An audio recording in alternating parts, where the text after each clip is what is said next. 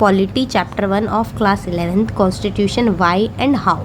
इसमें हम चैप्टर में जानेंगे कि कॉन्स्टिट्यूशन क्या होता है, क्यों हमें इसकी ज़रूरत पड़ी, कैसे हमारा कॉन्स्टिट्यूशन इंडिया का बना। और इसके अलावा आपको चैप्टर पढ़ने की, किसी और वीडियो को देखने की या किसी भी और सोर्स को रेफ़र करने की ज़रूरत नहीं पड़ेगी, बस इस वीडियो को ध्यान से देखना। तो स्टार्ट करते हैं। सबसे पहले ये जानते हैं कि कॉन्स्टिट्यूशन होता क्या है। एक एग्जाम्पल से समझाती हूँ। सपोज़ करो आप किसी स्कूल में पढ़ते हो, या जिस स्कूल में आप पढ़ते ही हो उस स्कूल में कुछ रूल्स एंड रेगुलेशंस है ना, जिसको आपको फॉलो करना पड़ता है कि स्टूडेंट्स जो होंगे उन्हें सर्टेन टाइप ऑफ ड्रेसअप करना होगा, यूनिफॉर्म पहन के ही स्कूल में अलाउड है बच्चे, टीचर्स के अलग प्रोटोकॉल्स बने हुए हैं, प्रिंसिपल का काम अलग है। तो ये सारी चीज़ें कैसे डिफ़ाइन की हुई है, उनके रूल्स है ना जिन्हें वो फॉलो करते हैं कि प्रिंसिपल की पावर ये है, वो टीचर्स से ज़्यादा सुप्रीम है, फिर टीचर्स स्टूडेंट से ज़्यादा सुप्रीम है, आपस में सबके कोऑर्डिनेशन है, सबको अपने काम पता है, लिमिट्स पता है। तो एक सर्टेन सेट ऑफ रूल्स है जिसे सब फॉलो करते हैं, स्टूडेंट्स भी, टीचर्स भी और प्रिंसिपल भी। जब भी तो एक दूसरे के साथ वो आराम से बिना किसी क्लैशेस के काम कर पाते हैं। अगर रूल्स ही ना हो, कोई सेट ऑफ रेगुलेशंस ही ना हो, तो क्या वो आपस में कोऑर्डिनेट कर पाएंगे? टीचर अपने आप को प्रिंसिपल समझेगा, प्रिंसिपल अपने आप को कुछ और समझेगा, आपस में लड़ाइयाँ होंगी, स्टूडेंट किसी की सुनेंगे नहीं, तो केओस वाली सिचुएशन हो जाएगी ना। ऐसी कंट्री होती है, कंट्री में जो सेट ऑफ रूल्स और रेगुलेशंस होते हैं, जिसके हिसाब से कंट्री गवर्नड होती है, जिसके हिसाब से वो फंक्शन करती है, उन रूल्स और रेगुलेशंस को जब इकट्ठा करके हम किसी डॉक्यूमेंट में लिखते हैं तो उसे क्या बोलते हैं हम? कॉन्स्टिट्यूशन। जब भी तो कोई एक जो प्रेसिडेंट है उसकी पावर्स अलग है, कोई प्राइम मिनिस्टर है उसका काम अलग है, कोई मिनिस्टर का काम अलग है, हर चीज़ डिफाइंड है। कैसे डिफाइन है, किस चीज़ को फॉलो कर रहे हैं ये लोग? अपने आप को थोड़ी ना, यहाँ कोई राजा थोड़ी है जो अपने आप को सुप्रीम मान रहा है। जब कोई राजा नहीं है, कोई कुछ नहीं है, सब अपना, और जो सुप्रीम कोर्ट है उसका काम अलग है अपना। एक दूसरे के काम में कभी ऐसा तो देखा है तुमने, प्राइम मिनिस्टर बोलता है कि मैं आज जजमेंट दूंगा, कभी सुप्रीम कोर्ट बोलता है नहीं मैं लॉज बनाऊंगा। सबका अपना काम है ना, एक दूसरे के काम में कोई इंटरफेयर नहीं करता।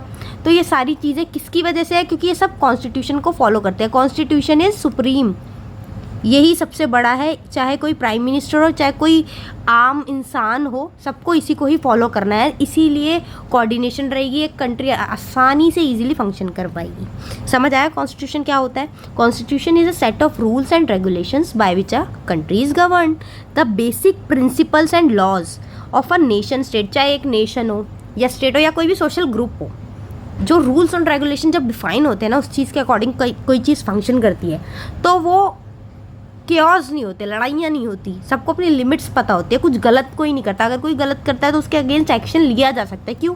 क्योंकि कॉन्स्टिट्यूशन ने वो पावर दी है, उसके अंदर सब कुछ लिखा हुआ है। It determines the power and duties of government. और गवर्नमेंट को हम इलेक्ट करके गवर्नमेंट बनाते हैं, हर मिनिस्टर को हम इलेक्ट करते हैं ना, तभी तो वो मिनिस्टर है। तो उसकी जो हमारे प्रति ड्यूटीज़ है, वो ड्यूटी अगर वो मानेगा ही नहीं, किसी ने उसको ड्यूटी दी ही नहीं, तो क्या वो हमारे लिए काम करेगा? क्यों करता है वो? क्योंकि कॉन्स्टिट्यूशन में डिफाइंड है कि अगर आप गवर्नमेंट का हिस्सा हो तो आपके ये काम है, अगर आप प्राइम मिनिस्टर हो तो आपका ये काम है, अगर आप प्रेसिडेंट है तो आपका ये काम है, या आप कोई भी और अदर पर्सनैलिटी हो तो उसका कोई और काम है। और इट गारंटी सर्टेन राइट्स। अब हमारे साथ कोई गलत करता है, मान लो कोई चोर चोरी कर रहा है, अगर हमारे पास कोई अधिकार ही नहीं होगा गलत के खिलाफ बोलने का, तो क्या हम उसके खिलाफ कंप्लेंट कर पाएंगे? नहीं कर पाएंगे ना। हमारे पास राइट्स है जो हमें कॉन्स्टिट्यूशन ने दिए हैं, इसलिए हम किसी भी चीज़ के अगेंस्ट बोल सकते हैं जो गलत हो। हमारी को गवर्नमेंट भी कुछ मामलों में दबा नहीं सकती, क्योंकि गवर्नमेंट की भी लिमिट है ना, और हमारी भी कुछ लिमिट है, हम नहीं कर सकते। राइट्स भी और ड्यूटीज़ भी है, दोनों बैलेंस होता है कॉन्स्टिट्यूशन में। तो समझ आया पूरा कॉन्स्टिट्यूशन होता क्या है? और आगे चलते चलते वीडियो ख़त्म होते होते बिल्कुल क्लियर हो जाएगा आपको। देखो, अब हम ये समझ चुके हैं भाई कॉन्स्टिट्यूशन होता क्या है। अब we will discuss about its functions. Functions क्या होते हैं, क्या काम होते हैं जो हमें इतनी ज़रूरत है कॉन्स्टिट्यूशन की। देखो, सबसे पहली बात तो ऐसा होता है, देखो हमारा कॉन्स्टिट्यूशन, कोऑपरेशन एंड कोऑर्डिनेशन। एक प्रेसिडेंट है, या प्रेसिडेंट छोड़ो, बहुत सारी स्टेट्स है जिससे इंडिया है, ठीक है। इंडिया के अंदर बहुत सारी स्टेट्स हैं। अब एक स्टेट दूसरी स्टेट के साथ ट्रेडिंग भी करती है, व्यापार भी करते हैं, लोग आते जाते भी इधर से उधर, नौकरियां भी इधर से उधर होती है। क्यों होती है? क्योंकि आपस में कोऑपरेशन है, कोऑर्डिनेशन है, एक डिफाइंड वो है, एक स्टेट का सीएम कोई और है, दूसरी का सीएम कोई और है। ये सारी चीज़ें किसकी वजह से डिफाइंड है? कॉन्स्टिट्यूशन की वजह से। अगर कोई सीएम है मान लो कोई भी पर्सनैलिटी है, अगर कॉन्स्टिट्यूशन नहीं है तो क्या होगा, कोई किसी स्टेट में जाके अपना राज चलाएगा, कोई किसी स्टेट में, कोई किसी की सुनेगा नहीं। जैसे पहले राजा महाराजा करते थे, जिसके पास पावर है लड़ते थे, जो जीत जाता था वो उसकी टेरिटरी हड़प लेता था। लेकिन अब तो कॉन्स्टिट्यूशन सुप्रीम है, कोई राजा नहीं है, कोई कुछ नहीं है। चाहे प्रेसिडेंट भी अगर है तो उसको भी कॉन्स्टिट्यूशन को फॉलो करना होगा, वो भी उसकी रिस्पेक्ट करता है। प्रेसिडेंट भी कॉन्स्टिट्यूशन के नीचे ही आता है। तो सबसे बड़ा क्या है भाई, कॉन्स्टिट्यूशन। तो कॉपरेशन और कोऑर्डिनेशन रहती है अलग अलग ऑर्गेन्स में एक कंट्री के, जैसे कि लेजिस्लेचर हो गया जो लॉ बनाते हैं, एग्जीक्यूटिव होता है जो लॉज को इम्प्लीमेंट कराते हैं, जुडिशरी होती है जो कुछ भी गलत होता है उसके खिलाफ जस्टिस करती है हमारे साथ। तो ये तीनों की जो एक दूसरे के साथ कोऑर्डिनेशन है, कॉन्स्टिट्यूशन में डिफरेंट आर्टिकल्स हैं कि ये रूल्स है, ऐसे वो सिलेक्ट होंगे, कुछ ऐसे इलेक्ट होंगे, ये उनकी पावर्स है, ये ड्यूटी है, अगर ये करेंगे गलत तो उनके अगेंस्ट एक्शन ले सकते हैं, और आम लोग कब इनको अप्रोच कर सकते हैं, क्या क्या राइट्स हैं, सारी चीज़ें कॉन्स्टिट्यूशन में डिफाइंड है। तो कॉपरेशन एंड कोऑर्डिनेशन सब किसके वजह से मिलता है हमें, कॉन्स्टिट्यूशन की वजह से। इमेजिन करो अगर कॉन्स्टिट्यूशन ना हो तो कितनी ज़्यादा प्रॉब्लम्स होगी। और इन्फोर्सेबल रूल्स होते हैं, अगर मान लो रूल्स भाई हमने बना दिए, कॉन्स्टिट्यूशन में सब कर दिया, सब बढ़िया हो गया, लेकिन अगर वो इन्फोर्सेबल ही नहीं है, उसको कोई माने ही ना, तो क्या फ़ायदा होगा उसका कोई। मैं रूल्स लिख कर बैठ जाऊँ अभी और मैं बोलूँ कि भाई सब माने, क्यों मानेंगे अगर उनके अंदर कोई पावर ही नहीं होगी। तो इन्फोर्सेबल रूल्स बनाता है ये, मतलब अगर जो रूल्स बने हुए हैं कॉन्स्टिट्यूशन में उसको गवर्नमेंट इन्फोर्स करेगी कि ऐसा है तो ऐसा होना चाहिए, ये नहीं करोगे तो तुम्हारे खिलाफ एक्शन लिया जाएगा। कोई भी बंदा अगर किसी को गोली मार दे, क्यों भाई, मेरा मन है, मेरी मर्जी, मैं तो जो मर्जी करूं, तो कोई कुछ बोल ही नहीं पाएगा अगर रूल्स नहीं होंगे। अब कॉन्स्टिट्यूशन में रूल है, अगर कोई किसी का क्राइम करता है तो उसको जेल होगी या सर्टेन टाइप ऑफ पनिशमेंट मिलेगी उसको, डिफाइंड है ना, इन्फोर्सेबल है ना लॉ ही इन्फोर्सेबल ना हो तो क्या लॉ की वैल्यू, क्या कोई उसको सुने। अब पनिशमेंट है तभी तो कोई उसकी बात मानेगा।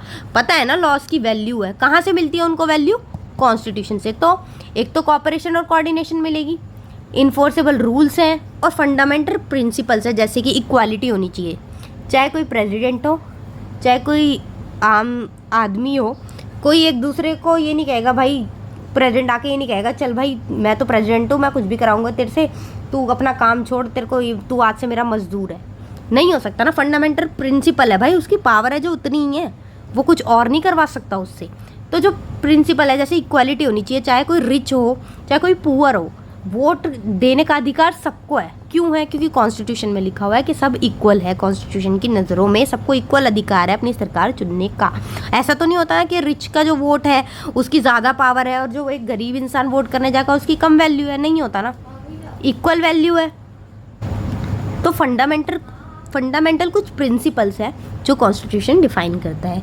एक तो हो गया ये इन्फोर्सेबल रूल्स, कोऑर्डिनेशन, कॉपरेशन और फंडामेंटल प्रिंसिपल्स, और authority to parliament to enact law. जो हमारा इंडिया का पार्लियामेंट है, अब हमने कॉन्स्टिट्यूशन बना दिया, अब उसको किसी के पास तो अथॉरिटी होगी ना जो उसको लॉज को इम्प्लीमेंट करे, जो बनाए, जो हमारी कंट्री के लिए काम करे, जो हाईएस्ट पावर जिनके पास हो कुछ काम करने की, तो वो पार्लियामेंट के पास होती है, लॉज बनाता है वो। तो वो अथॉरिटी किसने दी, कॉन्स्टिट्यूशन ने बोला है कि पार्लियामेंट के ये काम है भाई, पार्लियामेंट बनाएगी लॉज। तो पार्लियामेंट का जो काम है वो भी किसने इसको असाइन किया है, कॉन्स्टिट्यूशन है, ठीक है। पार्लियामेंट को अथॉरिटी मिलती है लॉज बनाने की कॉन्स्टिट्यूशन के थ्रू, समझ आया। Cooperation, coordination, enforceable rules, fundamental principles and authority to parliament to enact laws. अब बात करते हैं लिमिटेशंस ऑन पावर की। अब देखो कॉन्स्टिट्यूशन ने पावर दे दी प्रेसिडेंट को, भाई तू प्रेसिडेंट है, प्राइम मिनिस्टर को दे दी, तू प्राइम मिनिस्टर है, जज को दे दी, भाई तू जज है, अब तेरे पास सर्टेन पावर्स है, तू इनका इस्तेमाल कर सकता है। कोई भी तेरे पास आएगा अपनी प्रॉब्लम्स लेके तो तू फैसला सुनाएगा, जज को बोल दिया और उन लोगों को मानना पड़ेगा, पावर है ना भाई उसके पास। अब ऐसा भी तो हो सकता है कि वो उस पावर का गलत इस्तेमाल करे, है ना। अगर एक वो किसी को भी जाकर वो सुनाने लगे अपनी जजमेंट, नहीं मैं तो जज हूँ, मैं तो अपनी मनमानी करूँगा, ऐसा होने के पूरे चांसेस है अगर उनकी पावर्स पे कोई लिमिट नहीं होगी तो ऐसा नहीं है कॉन्स्टिट्यूशन बस पावर ही पावर देता है, कॉन्स्टिट्यूशन लिमिटेशंस भी लगाता है उनकी पावर पे कि भाई आपको अगर हमने पावर दी है तो उसकी इतनी लिमिट है, इसको आप क्रॉस नहीं करोगे। जज कभी अपने आप को प्रेसिडेंट नहीं मान सकता और प्रेसिडेंट कभी अपने आप को जज नहीं मान सकता, ठीक है। तो लिमिटेशंस भी इसके अंदर इंक्लूड है। एक तो राइट्स भी मिलते हैं लोगों को, पावर मिलती है लोगों को, और लिमिटेशंस भी है, ताकि आपस में कोऑर्डिनेशन बना रहे, लड़ाई ना हो, केओस वाली सिचुएशन ना आए, ठीक है। इसीलिए तो प्रॉपरली इलेक्शंस हो पाते हैं हर 5 साल बाद। अगर कोई कोऑर्डिनेशन ही ना हो, कुछ ना हो, तो कुछ पॉसिबल नहीं है, वही आदिवासियों की तरह जिएंगे इसमें। अब देखो, specification of decision making powers, ये मैं आपको बता ही चुकी हूँ। लिमिट्स है, पावर डिफाइंड है, भाई ये डिसीजन यही ले सकता है, ये डिसीजन ये ले सकता है। पुलिस की कुछ पावर्स अलग है, एक सीएम की पावर अलग है, अगर आपकी एरिया में कोई सरपंच है तो उसकी पावर अलग है। सबकी पावर कॉन्स्टिट्यूशन में डिफाइंड है, सबकी लिमिट्स है। अब आगे बात करते हैं और क्या क्या होता है भाई। जब डेमोक्रेटिक गवर्नमेंट की हम बात करते हैं, यानी कि लोकतंत्र, मतलब लोगों का राज, ठीक है। लोगों की वजह से ही तो गवर्नमेंट है।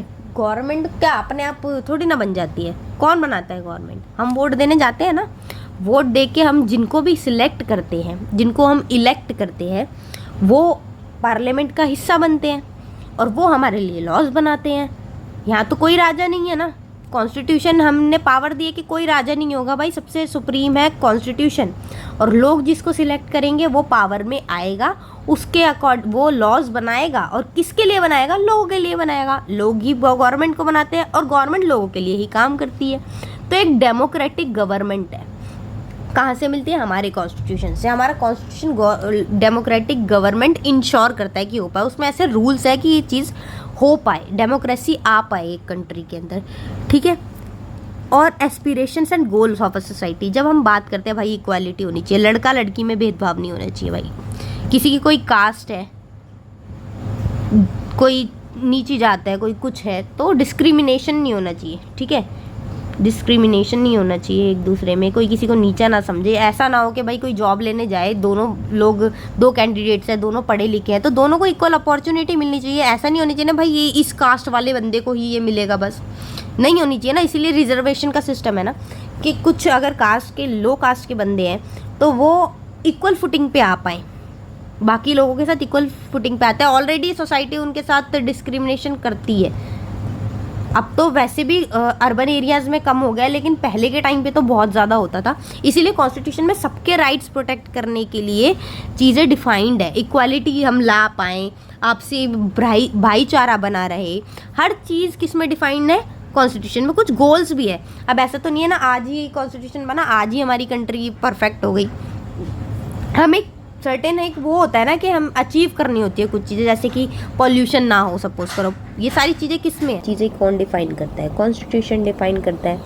अब कॉन्स्टिट्यूशन में जैसे हमारे राइट्स हैं, ऐसे ही सर्टेन प्रिंसिपल्स भी है, जिन्हें हम बोलते हैं DPSPs, directive principles of state policy, जिसमें ये गोल्स लिखे हुए हैं कि एक सोसाइटी कैसी होनी चाहिए, जिसके लिए हम पॉलिसीज़ लाते हैं कि जो हमारे एल्डर लोग हैं उनके लिए सर्टेन टाइप ऑफ पॉलिसीज़ होनी चाहिए, उनको वो सोशल सिक्योरिटी मिलनी चाहिए, गरीबों के लिए ये पॉलिसीज़ होनी चाहिए, तब एक सोसाइटी अच्छी कहलाएगी। फ्री जस्ट फेयर इलेक्शंस हो, कोई करप्शन ना हो, ये सारी चीज़ें कॉन्स्टिट्यूशन में डिफाइंड होती है। एस्पिरेशंस और गोल्स होते हैं सोसाइटी के, वो भी इसी में इंक्लूडेड होते हैं। अब आगे बात करते हैं कि ये सारी चीज़ें हमें समझ में आ गई, कॉन्स्टिट्यूशन क्या होता है, क्या क्या उससे हेल्प होती है, क्यों हमें ज़रूरत पड़ती है। अब क्या कॉन्स्टिट्यूशन बनाना इतना आसान है? नहीं है ना। कॉन्स्टिट्यूशन बनाना अपने आप में एक बहुत इम्पॉर्टेंट और बहुत बड़ा टास्क है। और कैसे कॉन्स्टिट्यूशन बनाए, उसमें क्या क्या प्रोविज़न डाले, उसके वो बहुत सारी चीज़ों पे डिपेंड करता है। किस टाइप की आप कंट्री चाहते हो, क्या चाहते नहीं हो आप, क्या आपको अपनी कंट्री में नहीं चाहिए, किसको कितनी पावर देनी है, सारा डिपेंड करता है एक चीज़ पे, कि बहुत सारे फैक्टर्स होते हैं इस पे। जैसे कि इंडिया का जो कॉन्स्टिट्यूशन है, जो कॉलोनियल रूल था, ब्रिटिश ने जो रूल करा हम पर, उससे हमने बहुत सारी चीज़ें सीखी कि क्या हमारी कंट्री में होना चाहिए और क्या नहीं होना चाहिए। तो जो नहीं होना चाहिए वो भी हमारे कॉन्स्टिट्यूशन में लिमिट्स है। पहले तो वो आए, उन्होंने राज किया हम पे, जितना मर्जी वो हमसे टैक्स ले लेते थे, हमें देना पड़ता था। हमारे पास कोई खुद के अधिकार ही नहीं थे, वही राजा थे, उनका जो मन करता था, किसान चाहे गरीब हो, चाहे उसकी फसल हो या ना हो, हमें देना पड़ता था, ठीक है। और वो अपनी मनमर्जी करते थे, जैसा मन करता था वैसा वो लॉ ले आते थे, खुद ही वो कुछ भी डिसीजन जब मर्जी सुना देते थे। लोगों को उन्होंने मजदूर समझ रखा था, कुछ भी मतलब गलत सलत जो मन करता था वो करते थे, क्योंकि कोई कॉन्स्टिट्यूशन नहीं था, उन्होंने ही हम पे राज किया हुआ था।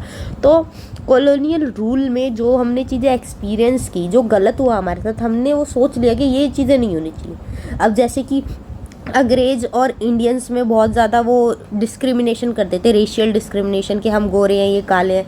तो इनइक्वालिटी थी ना, जब भी तो हमने डिसाइड किया कि सबसे पहले तो भैया इक्वालिटी चाहिए हमें। तो कॉन्स्टिट्यूशन में हमने क्या डाली, एक एक गोल सर्टेन राइट डाले तक जो लोगों को इक्वालिटी प्रोवाइड कराते हैं, जो हमारे पास फंडामेंटल राइट है, राइट टू इक्वालिटी। कोई चाहे अमीर हो चाहे गरीब हो, सरकार के लिए सब एक बराबर है, लॉज सबके लिए सेम ही होंगे, किसी के लिए अलग ट्रीटमेंट या स्पेशल ट्रीटमेंट किसी को नहीं मिलेगी। अगर कोई किसी ने अपराध किया है तो वही पनिशमेंट उस अमीर इंसान के लिए, वही उस गरीब इंसान के लिए, जेल कोई स्पेशल नहीं बनेगी किसी और के लिए। तो हर चीज़ सेम है। तो बहुत सारी चीज़ों पे डिपेंड करता है ना, जो हमारे एक्सपीरियंस है, किसी कंट्री के कुछ और एक्सपीरियंसेस हो सकते हैं, हमारी कंट्री के कुछ और है, तो हमने उस हिसाब से अपना कॉन्स्टिट्यूशन बनाया क्या हमें चाहिए। इंडियन फ्रीडम स्ट्रगल जो रहा है, जो आज़ादी हमें जैसे मिली है वो ईजीली नहीं मिली, बहुत लोगों ने सेक्रीफाइस की हैं चीज़ें। ट्रेडिंग कैसे होनी चाहिए, कौन कितना टैक्स होना चाहिए, कि क्या चीज़ नहीं होनी चाहिए, जो अत्याचार हमारे पर हुए वो अब ना हो, क्योंकि अब तो हम फ्री कंट्री है, फ्री कंट्री है जब भी तो हम कॉन्स्टिट्यूशन बना पा रहे हैं।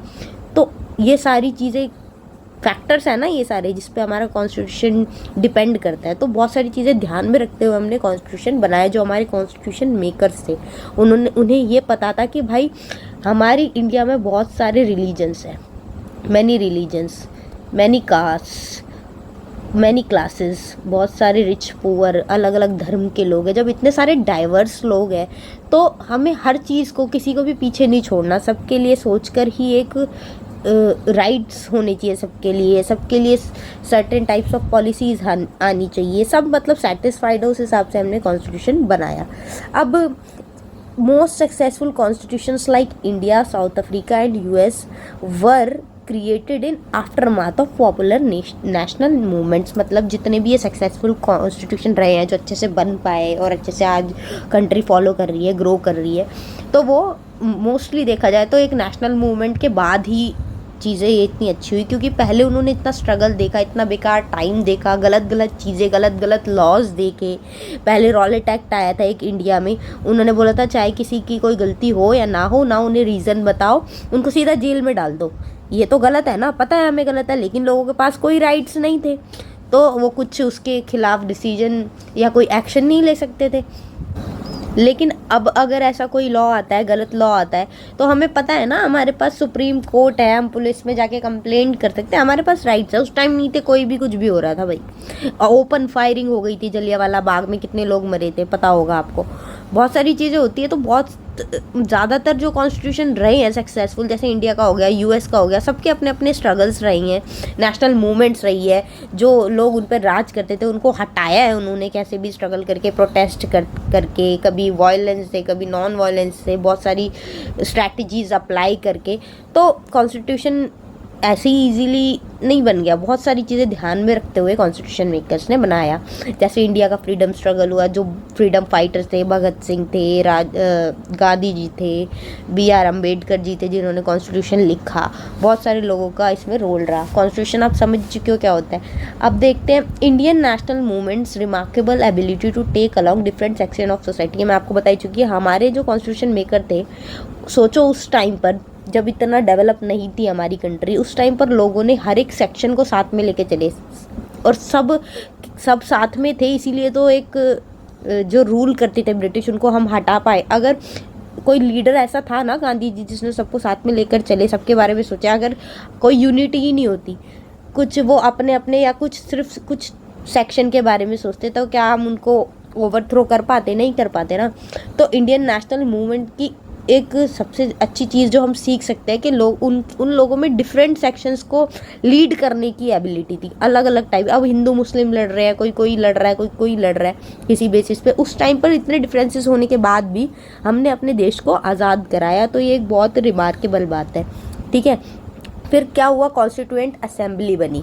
अब कॉन्स्टिट्यूशन बनाने के लिए कोई मीटिंग तो होगी, कुछ लोग मिलकर बनाएंगे, तो असेंबली बनी, कॉन्स्टिट्यूशन मीटिंग हुई। और फर्स्ट मीटिंग कब हुई उसकी? 9 दिसंबर 1946 में। और कब तक मीटिंग चली, कब तक कॉन्स्टिट्यूशन बना? 26 जनवरी 1950, 26 जैन 1950 date of enactment of constitution, जब जाके हमारा कॉन्स्टिट्यूशन इनेक्ट हुआ। कितना टाइम लगा? 2 years 11 months एंड 18 days। इतना टाइम लगा है कॉन्स्टिट्यूशन को बनने में। लेंथीएस्ट कॉन्स्टिट्यूशन है इंडिया का, सबसे बड़ा पूरे वर्ल्ड में रिटन कॉन्स्टिट्यूशन किसी कंट्री का नहीं है, इंडिया का, क्योंकि इतनी डिटेलिंग में चीज़ें लिखी हुई है, हर चीज़ के रिगार्डिंग लॉज है, डिटेल्स है, कौन कैसे इलेक्ट होगा, क्या प्रोसीजर है चीज़ों का। बहुत बड़ा कॉन्स्टिट्यूशन है तो टाइम तो लगेगा। 2 years 11 months and 18 days। First meeting 9 दिसंबर को हुई और 26 जैन जो हम रिपब्लिक डे मनाते हैं, इसीलिए तो मनाते हैं क्योंकि उस दिन हमारा कॉन्स्टिट्यूशन बन के तैयार तो पहले हो गया था 26 नवंबर को 1949 में बन के तैयार हो गया था, लेकिन 26 जनवरी 1950 से वो लागू हुआ, इनैक्ट हुआ हमारी कंट्री में, तो हम रिपब्लिक डे मनाते हैं उस डे को याद करके। ओके, अब बात करते हैं फादर ऑफ कॉन्स्टिट्यूशन कौन थे। वो थे डॉक्टर BR अम्बेडकर। इन्हें फादर ऑफ कॉन्स्टिट्यूशन क्यों कहा जाता है, और भी लोगों ने बनाया, इन्हें यूँ कहा जाता है क्योंकि ये एक तो बहुत ज़्यादा पढ़े लिखे थे, उस टाइम पर लॉयर थे, एमिनेंट स्कॉलर थे। तो इन्होंने जो ड्राफ्ट होता है ना, कोई भी चीज़ ऐसे कॉन्स्टिट्यूशन में ऐसे तो नहीं है पहले ही लिख दिया सब कुछ एकदम से, जो बोला वो लिखते गए। एक ड्राफ्ट बनाते हैं ना, पहले प्लानिंग होती है प्रॉपर कि क्या क्या चाहिए, क्या नहीं चाहिए, क्या लिखना है। तो ड्राफ्टिंग जो की थी, जो एक पूरा बनाया था पूरा स्ट्रक्चर, वो किन्होंने किया था, BR अम्बेडकर ने ड्राफ्ट किया, पूरा कॉन्स्टिट्यूशन लिखा उन्होंने। ठीक है, BR अम्बेडकर को इसलिए फादर ऑफ कॉन्स्टिट्यूशन कहा जाता है। Making a constitution is not always an easy and smooth affair. ये तो हमें पता ही है, कॉन्स्टिट्यूशन बनाना ईजी नहीं होता, कितना स्ट्रगल हम लोगों ने किया है, हमारी कंट्री ने किया है, तब जाके हम कॉन्स्टिट्यूशन असेंबली बना पाए, हमारा कॉन्स्टिट्यूशन बना। अब ऐसी एग्जाम्पल देख लो आप नेपाल का। नेपाल में 5 कॉन्स्टिट्यूशन बने, एक 1948 में, एक 1951 में, एक 1959, 1962 एंड 1919। और ये कॉन्स्टिट्यूशन नेपाल के किंग ने बनाए। वहाँ पर जैसे हमारी कंट्री में तो कोई राजा नहीं है, कॉन्स्टिट्यूशन सुप्रीम है, सबसे बड़ा है, प्रेसिडेंट है, प्राइम मिनिस्टर है, जिनको हम इलेक्ट करते हैं, वो खुद से नहीं बन जाते। हमारे पास पावर है, हम वोट देते तो वो बनते हैं, लेकिन वहाँ पर तो किंग था जो कॉन्स्टिट्यूशन बना रहा था। अब किंग तो अपनी कुछ ना कुछ मनमानी करेगा ही, क्योंकि वो किंग है। तो 5 कॉन्स्टिट्यूशन बने, फिर भी अब लोग हैं वहाँ पे, वो देख रहे थे, हमारे आसपास की कंट्रीज है, नेपाल हमारी नेबरिंग कंट्री है, वो देख रही है भाई इंडिया में रिपब्लिक हो चुकी है, इंडिया यहाँ पे कोई रूल नहीं करता, कॉन्स्टिट्यूशन के अकॉर्डिंग सब फंक्शन करते हैं, ग्रोथ भी हो रही है। बहुत सारी अदर कंट्रीज़ को देख के भी लोग सीखते हैं, जैसे हमने रशिया को देखा था, फ्रेंच रिवॉल्यूशन देखी थी, जैसे उन्होंने अपनी कंट्री के लिए स्ट्रगल किया, डेमोक्रेसी लाए अपनी कंट्री में, लोकतंत्र लाए। ऐसे ही नेपाल की भी हिस्ट्री है, उसमें तो 5 कॉन्स्टिट्यूशन बने। तब जाके कुछ लोग थे वहाँ पे, कुछ पॉलिटिकल पार्टीज थी जो मोनार्की यानी कि जो राजा होता है ना, राज करता है जो, उसके खिलाफ थे, अगेंस्ट थे। तो बहुत मिलिटेंट एजिटेशंस उन्होंने करी, मतलब उसके खिलाफ धरने लगाए, कहीं वायलेंस भी हुई, बहुत सारी चीज़ें हुई वहाँ पर कि हमें भाई ये सब नहीं चाहिए, हमें चाहिए एक रिपब्लिकन गवर्नमेंट, हमें भी एक प्रॉपर गवर्नमेंट चाहिए। नेपाल के लोगों ने ये चाहा। और लेकिन कुछ लोग ऐसे थे तो वो चाहते थे कि भाई कोई बात नहीं, राजा है तो ठीक है, लेकिन राजा को हटाओ मत, उसकी पावर थोड़ी कम कर दो। राजा खुद भी नहीं चाहता था कि भाई उसकी वैल्यू कम हो या कोई पावर वो छोड़े। कुछ लोग चाहते थे बिल्कुल ही राजा ना हो। तो दो डिफरेंट टाइप्स ऑफ व्यूज़ थे। तो बहुत सारी स्ट्रगल हुआ, लड़ाई झगड़ा हुआ, बहुत चीज़ें हुई। बहुत सारी पॉलिटिकल पार्टीज़ ने डिमांड किया कि भाई अब हमें चाहिए कॉन्स्टिट्यूशन असेंबली, हमें भी कॉन्स्टिट्यूशन बना के दो। मेन वहाँ पे कम्युनिस्ट पार्टी थी, जैसे इंडिया में कांग्रेस थी ना सबसे पुरानी पार्टी, वहाँ पे थी कम्युनिस्ट पार्टी, जो ये सब चीज़ें डिमांड करने में सबसे आगे थी, फोर फ्रंट पे थी। ठीक है, तो अब इतनी प्रॉब्लम्स हो रही है तो अब कुछ तो एक्शन लेना पड़ेगा। फाइनली किंग ने डिसाइड किया कि चलो भाई ऐसी गवर्नमेंट बनाते हैं जो सबको एक्सेप्टेबल हो, सब खुश रहे उससे। तो 2008 में जाके वहाँ पर मोनार्की हटी और रिपब्लिक डेमोक्रेसी आई वहाँ पे नेपाल में। कितनी लेट आई है देखो, हम तो 1947 में हो गए थे आज़ाद, और इनका कॉन्स्टिट्यूशन और डेमोक्रेसी कब आई, 2008 में। ठीक है, अब ये नेपाल की बात होगी, पता चल रहा है ना, it is not a easy game. Adopted in 2015, और कब जाके ये अडॉप्ट हुआ, 2015 में। हमारा कॉन्स्टिट्यूशन बना था 26 नवंबर 1949 में, इनैक्ट हो गया 26 दिसंबर 1950 में। ये वाला कॉन्स्टिट्यूशन इनका बना फाइनल जाके, पहले 5 अलग बन चुके थे 2008 में, और कब जाके इन्होंने इनैक्ट किया 2015 में। अभी की बात है, ज़्यादा टाइम भी नहीं हुआ है। ठीक है, अब नेपाल का आपको समझ आ गया। अब no constitution by itself achieves perfect justice, ये तो पता ही है। कॉन्स्टिट्यूशन बन गया, लोग उसको फॉलो नहीं कर रहे, किसी के पास कोई पावर नहीं है, तो वो अपने आप तो नहीं होता ना, लोगों को भी कोऑपरेट करना पड़ता है। तो लोग ही हैं जो किसी सरकार को बनाते हैं, चूज करते हैं, सब लोगों के पास पावर है। और अगर कॉन्स्टिट्यूशन बन गया तो ऐसा तो नहीं है हमारा कॉन्स्टिट्यूशन आज बना है आज ही हमारी कंट्री में सारी प्रॉब्लम्स खत्म हो गई। कुछ चीज़ें ऐसी होती है कि हमने आज जो लॉ बनाया है, थोड़े टाइम बाद उस लॉ की कोई वैल्यू ना हो, टाइम के साथ साथ चीज़ें बदलती है, तो लॉज भी बदलने ज़रूरी होते हैं ना। पहले सती प्रैक्टिस होती थी कि कोई जिसका हस्बैंड मर जाता था तो उसकी बीवी भी उसके साथ जला दी जाती थी, तो वो गलत है ना। टाइम के साथ जो चीज़ें गलत होती है उनको तो बंद करना पड़ता है, तो वो बंद किया गया। ऐसे ही अब जैसे कि ट्रांसजेंडर्स हैं, उनके लिए लॉ लाया गया। पहले उनकी कोई वैल्यू नहीं होती थी, अब एक थर्ड जेंडर को भी हम वैल्यू देने लग गए हैं। क्यों? क्योंकि उनके लिए अब लॉ बन चुका है, पहले नहीं था, अब उनको प्रोटेक्शन मिल रही है, उनके कुछ राइट्स उनको मिल चुके हैं। तो बहुत सारी ऐसी चीज़ें टाइम के साथ हमें चेंज करनी पड़ती है। और कई बार कुछ चीज़ें अगर गलत लगती है लोगों, तो वो प्रोटेस्ट करते हैं। लोगों के पास पावर है प्रोटेस्ट करने की, पीसफुल प्रोटेस्ट करने की उनके पास पावर है। लड़ाई दंगे ना करें, आराम से अपनी मांगे रखें, तो वो चेंज ला सकते हैं लॉज में, ठीक है। या फिर वो जुडिशरी के पास जा सकते हैं कि ये भैया प्रॉब्लम है, ये दिक्कत है, हमें ये चीज़ चेंज करके दो, ये चीज़ें हमें पसंद नहीं है। जैसे ट्रिपल तलाक हुआ, बैन हुआ ना, मुस्लिम्स के साथ 2-3 बार बोलते थे, चलो वही हो गया तलाक, जो कि गलत था। उसके खिलाफ वो उन्होंने किसी ने पिटीशन लगाई, सुप्रीम कोर्ट ने फैसला सुनाया, ठीक है, कि अब से ये बंद करो भाई। तो कॉन्स्टिट्यूशन में चेंजेस भी हम ला सकते हैं, जिन्हें क्या बोलते हैं, अमेंडमेंट्स, ठीक है। चेंजेस को क्या बोलते हैं, अमेंडमेंट, ठीक है। तो चेंजेस आ गए कॉन्स्टिट्यूशन में, तो ये चीज़ें तो कॉन्टिन्यूअस रहती हैं, धीरे धीरे टाइम के साथ हम चेंजेस कर सकते हैं। कुछ बेसिक स्ट्रक्चर होता है जिसे हम नहीं छेड़ सकते, लेकिन बाकी लॉज में चेंज किया जा सकता है, ठीक है। अब एक कॉन्स्टिट्यूशन, हमारी कंट्री में इतनी डाइवर्सिटी है, सब कुछ बैलेंस करना पड़ता है। एक तो हर एक टाइप ऑफ पीपल के लिए हमें सोचना पड़ता है, पॉलिसीज़ बनानी पड़ती है, उनके हिसाब से उनके राइट्स होते हैं। अब कॉन्स्टिट्यूशन में डिफरेंट ऑर्गन्स है, ये देखो, एक लेजिस्लेचर, एक एग्जीक्यूटिव, एक जुडिशरी। लेजिस्लेटिव का काम क्या होता है, लॉज बनाना, ठीक है। एग्जीक्यूटिव का काम क्या होता है, जो लॉज बनाए हैं उसको वो अप्लाई करवाए, ठीक है। पार्लियामेंट ने लॉ बना दिए। अब पुलिस का काम है कि भाई वो लॉज किसी ने ख़राब करे हैं तो उसको मैं बताऊंगा, उसको मैं ठीक करूंगा। वो किसके काम है, एग्जीक्यूटिव का काम हो गया, लोगों का, नेताओं का काम हो गया कि उसको अप्लाई करवाए लॉज को, ठीक है। अब जुडिशरी का क्या काम है, लेजिस्लेचर और एग्जीक्यूटिव में कोई भी कुछ गलत करता है तो जुडिशरी फैसला सुनाएगी, ये तुम्हारी पावर है, ये लिमिट है, इसके बाहर मत जाओ, या ये गलत है, इसकी तुम्हें पनिशमेंट मिलेगी। वो कौन डिफाइन करेगा, जुडिशरी। तीनों की पावर डिफाइंड है, सेपरेट है तीनों की। कोई एग्जीक्यूटिव लेजिस्लेटिव के काम में इंटरफेयर नहीं करेगा, लेजिस्लेटिव जुडिशरी के काम में इंटरफेयर नहीं करेगा। तो सेपरेशन ऑफ पावर्स है, ये कॉन्स्टिट्यूशन ने हमें इंश्योर करवाई है। अब एग्जीक्यूटिव में कौन कौन आ जाते हैं, प्रेसिडेंट आ जाता है, वाइस प्रेसिडेंट और कैबिनेट मिनिस्टर, जो हम इलेक्ट करते हैं, ठीक है।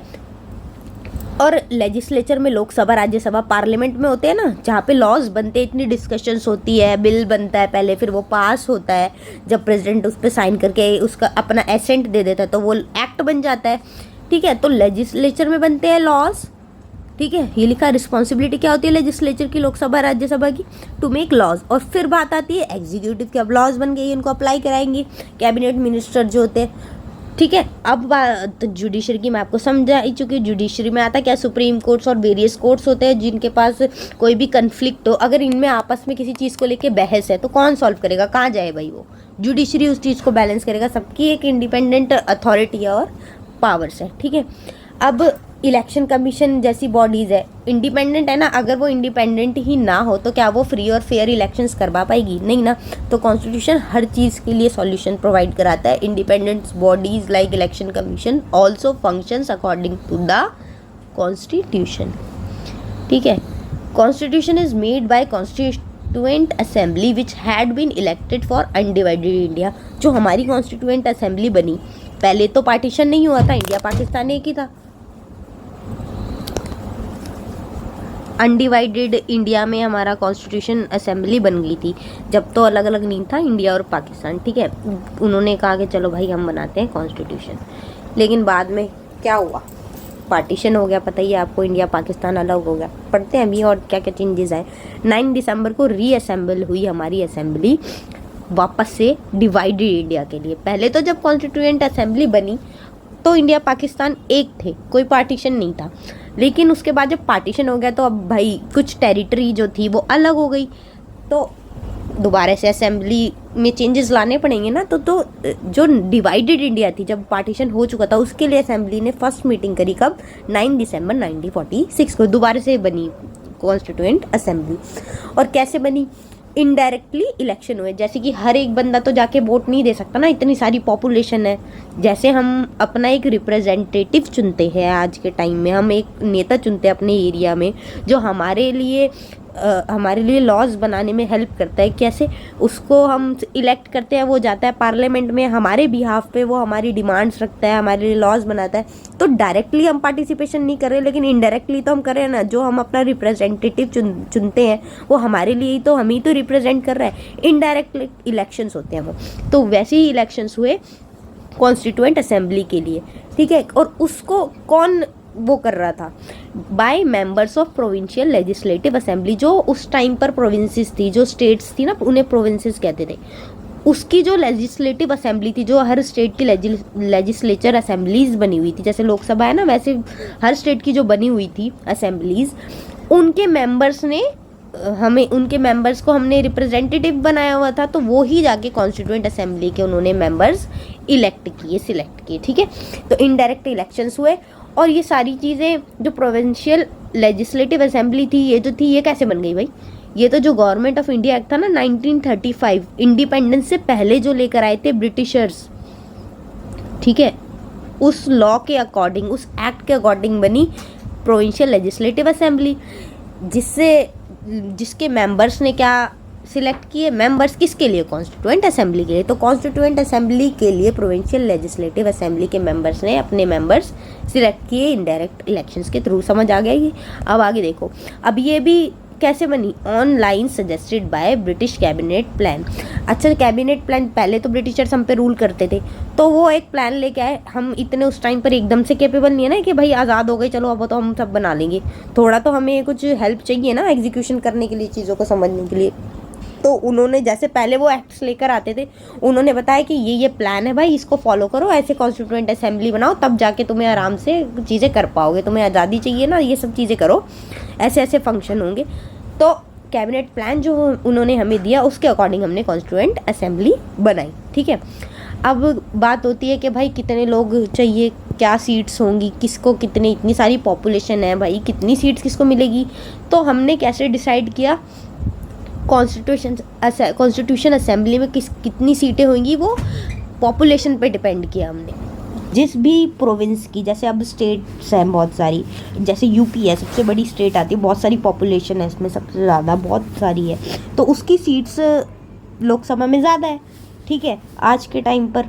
तो उस टाइम पर जितनी टेरिटरीज थी, जो स्टेट्स थी, जिन्हें हम प्रोविंसेस बोलते थे, जो ज़्यादा बड़ी स्टेट थी, जिसमें ज़्यादा पॉपुलेशन थी, उसको कॉन्स्टिट्यूएंट असेंबली में ज़्यादा सीट्स हमने अलॉट कर दी, और जिसकी कम थी पॉपुलेशन, उसको कम सीट्स अलॉट कर दी, ताकि इक्वली सब चीज़ें, सब लोग रिप्रेजेंट हो पाए। तो जो प्रोविंसेस थी, प्रोविंसेस और प्रिंसली स्टेट्स थी, अब मैं आपको इन दोनों के बीच में डिफरेंस बताती हूँ क्या होता है। प्रोविंसेस थी जो डायरेक्टली ब्रिटिश का रूल था, जिसको ब्रिटिश कंट्रोल करती थी, वही थी, बस उसके अंडर ही आती थी, ब्रिटिश के अंदर वो डायरेक्टली आती थी। अब प्रिंसली स्टेट्स क्या थी, नाम में ही पता चल रहा है, प्रिंस मतलब राजा। जो उस स्टेट के अंदर राजा होता था, पहले के टाइम पे राजा होते थे ना, राजा महाराजा, जयपुर के कई महाराजा थे, मराठास थे, बहुत सारे, जो भी मतलब महाराजाओं की स्टेट्स थी। अभी वो डायरेक्ट रूल नहीं कर रही है ब्रिटिश उन पे, कुछ राजा है जहाँ पे उनकी भी पावर है, कब्जाई भी नहीं है पूरी की पूरी डायरेक्टली। जो वो प्रिंसली स्टेट जहाँ पे थोड़ी बहुत राजा की भी चलती थी, वो वाली स्टेट्स, और जो प्रोविंसेस जिसमें डायरेक्टली कोई राजा नहीं है, सीधा ब्रिटिश रूल के अंदर आती है, दो पार्ट्स में डिवाइड थी। तो पॉपुलेशन के बेसिस पे हमने सीट सबको दे दी, चाहे वो प्रिंसली स्टेट्स हो, चाहे वो प्रोविंसेस हो। तो प्रोविंसेस को भाई कितनी सीट्स मिली, 293, ठीक है। और जो प्रिंसली स्टेट्स थी, जो कि कम थी, तो उनको 93 सीट्स मिल गई पॉपुलेशन के बेसिस पे, ठीक है। अच्छा, अब प्रोविंसेस में मेन जो कम्युनिटीज़ थी ना, जो लोग जो रिप्रेजेंट कर रहे थे, वो कौन कौन थे। एक तो थे हिंदूज़, दूसरे थे मुस्लिम्स, तीसरे थे सिख्स, और बाकी थे जनरल पीपल। ये सारी चीज़ एक मतलब ग्रुप सा बना हुआ था, इनके रिप्रेजेंटेटिव थे हर एरिया में, ठीक है, हिंदू, मुस्लिम, सिख्स एंड जनरल। अब ये इन्फॉर्मेशन जितनी भी है बहुत इंपॉर्टेंट है, ये सारी जितनी भी वीडियो में मैंने आपको इजीली बता दिया है, रटने की कोशिश मत करना, ध्यान से समझना, सब याद हो जाएगा। दे इलेक्टेड देयर ओन रिप्रेजेंटेटिव, ये सारी कम्युनिटीज़ ने अपने अपने रिप्रेजेंटेटिव इलेक्ट करे और वो कॉन्स्टिट्यूएंट असेंबली में गए, सबकी वॉइसेस उन्होंने रखी, सबके लिए रूल्स बने और कॉन्स्टिट्यूशन बना। और सबके किस तरीके से वोटिंग हुई, सिंगल ट्रांसफरेबल वोट जो अब चलता है जैसे प्रेसिडेंट के इलेक्शन में यूज़ होता है, ठीक है, सिंगल ट्रांसफरेबल वोट। थोड़ा सा बता देती हूँ, जैसे कि बहुत सारे लोग हैं जो हम जिनको वोट दे रहे हैं, अगर कुछ लोग 4 लोगों में से जो चौथा बंदा है उसके सबसे कम वोट है तो वो तो एलिमिनेट हो गया, लेकिन जो उसके वोट इकट्ठे हुए थे ना वो हम आगे पास ऑन कर देते हैं बाकी लोगों को, ताकि उनमें वो ऐड हो जाए। ऐसा नहीं है कि जिसके सबसे ज़्यादा वोट मिले वो बन गया। ऐसे ट्रांसफरेबल सिस्टम चलता है सिंगल ट्रांसफरेबल वोट का, जैसे आज के टाइम में प्रेसिडेंट के लिए यूज़ होता है, वाइस प्रेसिडेंट के लिए यूज़ होता है, वैसे कॉन्स्टिट्यूएंट असेंबली के मेंबर्स हमने चुने। अब बात आती है भाई कंपोजिशन ऑफ कॉन्स्टिट्यूएंट असेंबली की, कौन कौन थे, हमने पता चल गया ना कौन कौन मेंबर्स थे। अब मेनली कौन कौन थे ये भी तो हमें पता होना चाहिए। अब हम आगे आगे देखते हैं क्या क्या हुआ। पार्टीशन अंडर प्लान ऑफ, अब देखो हमें ये पता है कॉन्स्टिट्यूएंट असेंबली बनी पार्टीशन से पहले, फिर हो गया पार्टीशन भाई, पार्टीशन हो गया, बंटवारा हो गया, फिर हमारी असेंबली दोबारा से बनी। अब पार्टीशन अंडर प्लान ऑफ 3 जून 1947, जो वहाँ उस टाइम पर राजा था, वो ब्रिटिश रूलर था क्लीमेंट एटली, उसने डिक्लेयर किया भाई 3 जून को इंडिपेंडेंस दे दी जाएगी।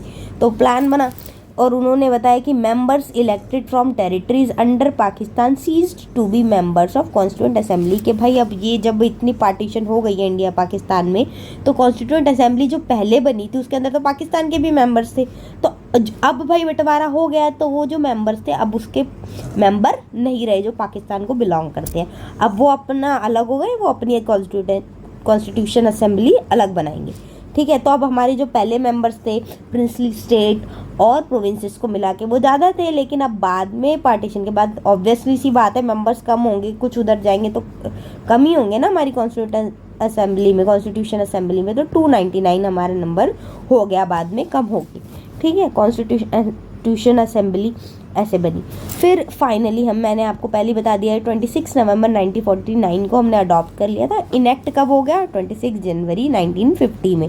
284 मेंबर्स थे जो प्रेजेंट थे 24 जनवरी 1950 को, जब सिग्नेचर हुए कॉन्स्टिट्यूशन पे, ठीक है। कितने मेंबर्स प्रेजेंट थे? 284। वैसे कितने मेंबर टोटल थे? 299 असेंबली में, लेकिन उस टाइम कितने प्रेजेंट थे? 284। ओके।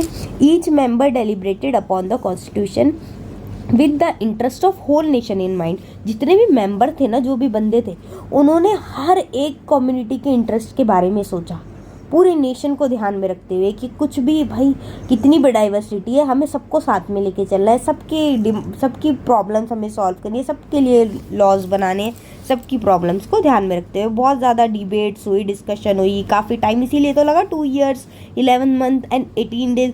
हर एक छोटी छोटी माइन्यूट चीज़ पर हमने सोचा, फिर डिसाइड किया क्या सही है क्या गलत है। जो बहस हुई उस पर फिर डिसाइड किया बहुत सारी चीज़ें, जैसे कि प्रिंसिपल, लेकिन हमने प्रिंसिपल ऑफ डेलिब्रेशन रखा, बातचीत करके सब चीज़ सॉल्व करने की कोशिश की। हमने सोचा उस टाइम पे कि कितनी पावर जुडिशरी को दे, कैसे हम चीज़ें करें, और गवर्नमेंट किस टाइप की बनाए, सेंट्रलाइज बनाए या डिसेंट्रलाइज बनाए, कि स्टेट्स जो हैं उन्हीं को सारी पावर दे दें या सेंटर के पास सारी पावर मेनली रखे। किसके पास अगर सेंट्रलाइज बनाएंगे ज़्यादा पावर सेंट्रल गवर्नमेंट को देंगे तो कितने लेवल की दे, कितनी लिमिट्स हो, क्या हो, ये सारी चीज़ें हमारे पास क्वेश्चन में थी, हमें नहीं पता था। इन चीज़ों पे सब पे डिस्कशन हुआ। और सेंटर और स्टेट, अगर हमने सेंट्रलाइज गवर्नमेंट बनाई तो सेंटर और जो स्टेट्स हैं उनके बीच में कैसे रिलेशन होंगे, कैसे फंक्शन करेंगे ताकि कोऑर्डिनेशन हो पाए अच्छे से, कंट्री में प्रॉब्लम्स ना हो। ये सारे इतने सारे क्वेश्चंस कॉन्स्टिट्यूएंट मेंबर्स ने अच्छे से डिबेट करी, अलग अलग कंट्रीज से इंस्पिरेशन ली, सोचा, देखा, बहुत सारी चीज़ें हुई, कई सोर्सेज को रेफर किया। जो दूसरी इवॉल्व कंट्रीज़ थी ना, जहाँ पे पहले से ही कॉन्स्टिट्यूशन बन चुका था, वहाँ से हमने जो अच्छी चीज़ें हम ले सकते थे, हमने वो अपने कॉन्स्टिट्यूशन में इम्बाइब करने की कोशिश की और अपने अकॉर्डिंग मॉडिफाई करके उसको हमने कॉन्स्टिट्यूशन में डाल दिया। और जो प्रेसिडेंट था उस टाइम पे कॉन्स्टिट्यूएंट असेंबली का, कौन थे वो? डॉक्टर राजेंद्र प्रसाद, ठीक है। और जो चेयरमैन थे ड्राफ्टिंग कमेटी के, मैंने आपको बताया था ना इन्होंने ड्राफ्ट किया, फादर ऑफ कॉन्स्टिट्यूशन है, तो चेयरमैन कौन थे ड्राफ्टिंग कमेटी के? Doctor BR Ambedkar. इनके अंदर थी 8 मेजर कमेटी ड्राफ्टिंग कमेटी में। अब हर एक पर्टिकुलर, जैसे अब अलग अलग मिनिस्ट्री होती है ना, मिनिस्ट्री ऑफ एजुकेशन अलग है जो एजुकेशन के रिगार्डिंग काम करती है, ठीक है, हेल्थ की अलग है, लेबर की अलग है, डिफेंस की अलग है, so many ministries are there, ठीक है। तो उस टाइम पर मेजर कमिटीज़ बनी जो अलग अलग टाइप ऑफ इश्यूज़ के बारे में डिस्कशन कर रही थी कि किसकी क्या इश्यूज़ है, क्या कैसे होगा, क्या लॉज बनेंगे।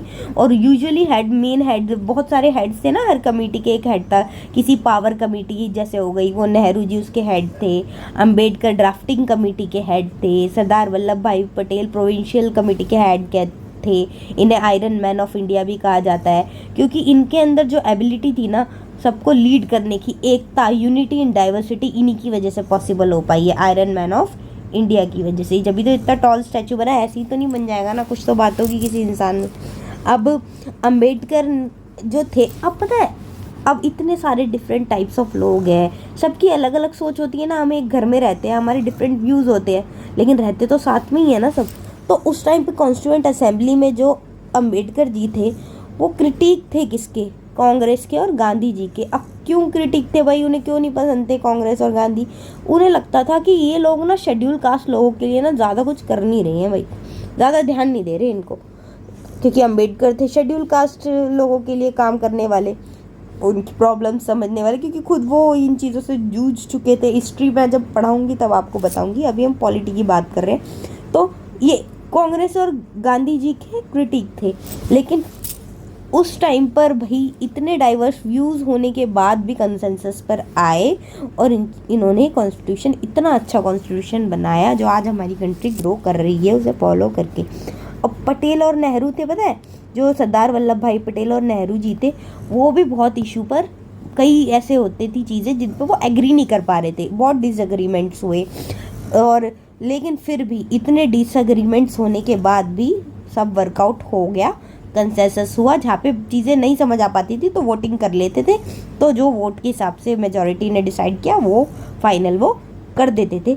बहुत सारी मीटिंग्स हुई और कितने दिनों के तक वो मिलती रही असेंबली, 166 डेज तक वो मिली, ठीक है। तब जाके हमारा कॉन्स्टिट्यूशन बना और यूनिटी इन डाइवर्सिटी हमने अचीव कर ली। अब इंडियन नेशनल मूवमेंट जो हुई थी भाई, अंग्रेज़ों के खिलाफ जो हम लड़े, हमने क्या क्या उससे वैल्यूज़ ली? Values to uphold, overcome inequality, मतलब ये मैंने आपको पहले ही बता दिया है, जो इनइक्वालिटी वो करते थे उससे हमें भाई वो सब ख़त्म करना है। वो चीज़ हमने सीखी कि चलो इस हिसाब से हम लॉज बनाएंगे, वो हमें कॉन्स्टिट्यूशन में डालना ही डालना है। कुछ ऐसे प्रिंसिपल जो उस टाइम पे कुछ लॉज थे गलत थे, हमें पता था ये चीज़ें नहीं होनी चाहिए, तो वो हमने कॉन्स्टिट्यूशन में डाला लिमिट्स लगा के कि ये भाई गलत है, ये होगा तो इसकी ये पनिशमेंट होगी, सब हमने कॉन्स्टिट्यूशन में लिखा, ठीक है। और समरी ऑफ प्रिंसिपल, अब जो चीज़ें हमने सोची कि चलो भाई ये चीज़ें होनी चाहिए, नहीं होनी चाहिए, कुछ ऐसी चीज़ें थी कि हम आगे चल के अचीव करना चाहते हैं, अभी हमारी कंट्री में नहीं है। जैसे भुखमरी थी उस टाइम पर, पॉवर्टी, हमारा क्या था कि हमें पॉवर्टी ख़त्म करनी है, भुखमरी मिटानी है, तो हमारा गोल है ना, प्रिंसिपल है जो हमें अचीव करना है। वो सारी चीज़ें हमने एक जगह पे लिखी। तो जो जवाहरलाल नेहरू जी थे, उन्होंने ऑब्जेक्टिव रिजोल्यूशन पास किया, प्रेजेंट किया कॉन्स्टिट्यूएंट असेंबली में कि ये चीज़ें हैं भाई, इन चीज़ों को मैं प्रिंसिपल मानता हूँ, ये मेनली होनी चाहिए भाई हमारे कॉन्स्टिट्यूशन में। तो ऑब्जेक्टिव रिजोल्यूशन उन्होंने कॉन्स्टिट्यूएंट असेंबली में रखा, कुछ चीज़ें लिख के, और वो पास हो गया। जो आज के टाइम पे हमारे कॉन्स्टिट्यूशन में जो फ्रंट पेज है ना, प्रेएम्बल आपकी बुक में दिखता होगा, we the people of India, वो ऑब्जेक्टिव रिजोल्यूशन का ही वो है मॉडिफाइड वर्जन। देखो अब मैं बताती हूँ ऑब्जेक्टिव रिजोल्यूशन में क्या क्या लिखा हुआ था। ऑब्जेक्टिव रिजोल्यूशन में लिखा था, the objective resolution proclaimed India to be an independent sovereign republic country होनी चाहिए, इंडिपेंडेंट होनी चाहिए, कोई रूलर ना हो, कोई कुछ ना हो, सुप्रीम हो, अपने आप में ही पावर हो उसकी, और ultimate power was to be vested in Indian people. Ultimate अगर पावर है किसी के पास तो वो किसके पास होनी चाहिए? इंडियन पीपल के पास। अब हमारे पास ही तो पावर है, हम सरकारों को इलेक्ट कर पाते हैं, और अगर हमें किसी का काम पसंद नहीं आता तो 5 साल बाद हम सरकार बदलने की भी पावर रखते हैं। तो मेन पावर किसके पास हुई भाई? पीपल के पास। ये ऑब्जेक्टिव रिजोल्यूशन ने उस टाइम पर नेहरू जी ने लिख दिया था। और रिपब्लिक, एक हेड ऑफ स्टेट होगा जो कि प्रेसिडेंट होगा, कोई राजा नहीं होगा, ये उन्होंने उसमें डिफाइन किया। और वो कैसे राजा बनेगा, कैसे मतलब प्रेसिडेंट बनेगा, इलेक्ट होगा भाई, इलेक्टोरल कॉलेज कुछ लोग होंगे तो वो इलेक्ट करेंगे। जैसे हेरिडिटी नहीं होगी, जैसे पहले होता था राजा के बेटा राजा बनेगा, अब ऐसा कुछ नहीं है। जिसको इलेक्टोरल कॉलेज होगा, मतलब जो बंदे ग्रुप के डिसाइड करेंगे वोटिंग वगैरह करके, वो प्रेसिडेंट बन जाएगा। ये कुछ ये नहीं चलेगा कि राजा का बेटा राजा बनेगा। और citizens were to be guaranteed justice, equality and liberty, मतलब आज़ादी होगी, न्याय होगा, इक्वालिटी होगी, ये चीज़ें भी ऑब्जेक्टिव रेजोल्यूशन में उन्होंने लिखी। और justice, citizens would not be discriminated against on grounds of religion, caste और सेक्स, मतलब इन 3 चीज़ों को लेकर कि इसका ये रिलीजन है, ये कास्ट है, ये जेंडर है उसका, ये लड़का है, ये लड़की है, तो इसके साथ ये नहीं होना चाहिए। जस्टिस सबको मिलना चाहिए, इनके बेसिस पे किसी पे भी डिस्क्रिमिनेशन, भेदभाव नहीं करना है, ना होना चाहिए। तो लॉज बना है उसके हिसाब से, ठीक है। Equality, all were equal before the law and have equal opportunities to progress, मतलब लॉ के सामने सब बराबर है, कोई भी रिलीजन हो, कोई भी कास्ट हो, कोई भी जेंडर हो, लड़का हो लड़की हो, चाहे थर्ड जेंडर हो, सबके लिए लॉज सेम है, सब पर सेम अप्लाई होंगे, सबकी सेम पनिशमेंट्स होगी और सबको इक्वल अपॉर्चुनिटी मिलेगी किसी भी चीज़ को परस्यू करने के लिए। ऐसा नहीं होगा कि भाई ये अपॉर्चुनिटी तुम्हारे लिए नहीं है। अब कोई भी गवर्नमेंट एग्ज़ाम है, अगर आप देने हैं तो आप, doesn't matter which religion you belong to, तो you can apply to the job, अगर आपके पास मेरिट है तो, ठीक है। तो सबको इक्वल अपॉर्चुनिटी दी गई। और क्या लिखा उन्होंने, लिबर्टी, मतलब आज़ादी, citizens have freedom of speech, अब हमारे पास फ्रीडम है ना, हम कुछ भी स्पीच बोल सकते हैं, अपने व्यूज़ कहीं पे भी पब्लिकली रख सकते हैं, जब भी तो प्रेस है ना, इंडियन मीडिया है, फंक्शन कर पाती है। अगर फ्रीडम ऑफ स्पीच ही ना हो तो कोई बोल ही ना पाए। आज हम गवर्नमेंट, हमें कुछ बुरा लगता है तो उसके अगेंस्ट हम बोल सकते हैं ना, गवर्नमेंट के अगेंस्ट भी, क्यों, हमारे पास फ्रीडम ऑफ स्पीच है। हम अगर कोई हमारी बोलती ही बंद कर दे भाई, तो हम सही गलत के बारे में बोल ही नहीं पाएंगे। जैसे पहले के वो ब्रिटिश रूलर्स ने किया था, बोलने ही नहीं देते थे, प्रेस पे भी बैन लगा दिया था। प्रेस मतलब मीडिया, कि ना ये कुछ बोलेंगे ना ये व्यूज़ रख पाएंगे, क्या ही कर लेंगे, ग्रुप बनाने पे भी बैन था तब तो लेकिन उन्होंने ऑब्जेक्टिव रेजोल्यूशन में लिखा, citizens have freedom of speech, expression, कुछ भी एक्सप्रेस कर सकते हैं और एक्शन ले सकते हैं। लेकिन ये इसका मतलब ये भी नहीं है कि जो मन में आएगा वो करेंगे, कुछ इसके पर भी लिमिट्स है। No unreasonable restrictions were to be placed on them in this respect, लेकिन कोई फालतू की भी रिस्ट्रिक्शन नहीं लगा देंगे कि ये बोलेगा ही नहीं, आप अब सरकार के खिलाफ बिल्कुल ही मुंह बंद करवा दें, तो ऐसा भी नहीं होगा। रीजनेबल, जो ठीक है कि हाँ भाई ये गलत है तो ये नहीं होना चाहिए, बाकी सब ठीक है।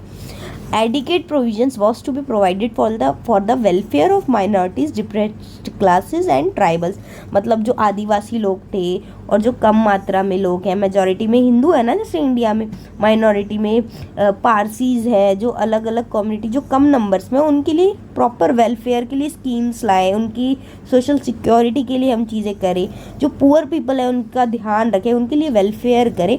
तो ये सारी चीज़ें ऑब्जेक्टिव रेजोल्यूशन में लिखी थी। देखो जो आज का प्रियम्बल है हमारा, ऐसा है ना, बुक खोलते देखते हो, इसमें सबसे पहले ही लिखा हुआ है we the people of India, people, हमने बनाया कॉन्स्टिट्यूशन, हमने बनाई सरकार और हमारे लिए ही है रूल्स, मेन पावर है पीपल के पास, जो कॉन्स्टिट्यूशन है वो सबसे ज़्यादा सुप्रीम है।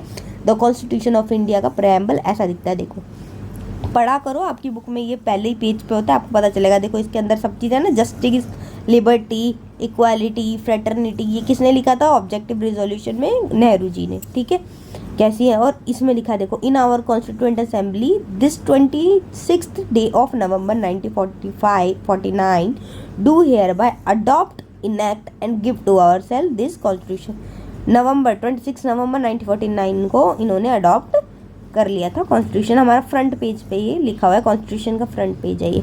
Basic principle of democracy and welfare of all this led to adoption of parliamentary form of government and quasi federal arrangement, मतलब ये सारा कॉन्स्टिट्यूशन जब बना तो हमने बेसिक प्रिंसिपल क्या ध्यान में रखा कि डेमोक्रेसी होनी चाहिए ना भाई, लोकतंत्र, लोगों का राज, किसी एक राजा का राज नहीं, लोगों का राज होना चाहिए। इलेक्शन वगैरह के थ्रू पावर में जो पीपल है वो सिलेक्ट हो पाए।